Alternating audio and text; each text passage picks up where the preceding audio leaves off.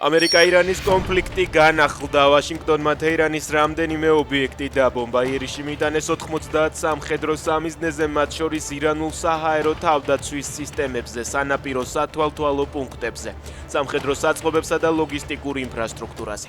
ვაშინგტონის განცხადებით ოპერაცია ჰორმუზის სრუტეში კომერციულ გემებზე თავდასხმების პასუხია.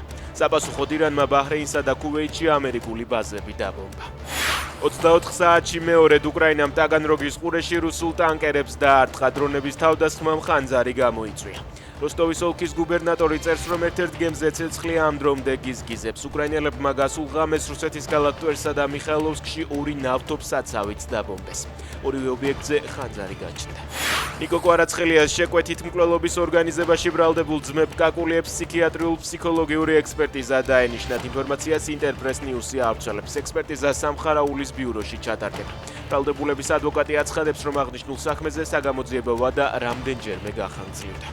ბრიტანეთის მოქალაქე საქართველოში ტკივილგამაყუჩებელი მედიკამენტის გამო დააკავეს. ინფორმაციას რადიო თავისუფლება ავრცელებს. მეთიუროიდ ესმონდი საქართველოში სამოგზაუროდ ჩამოვიდა, საბოლოოდ კი გლდანის ციხეში აღმოჩნდა. ის უკვე 3 თვეა პატიმრობაში იმყოფება.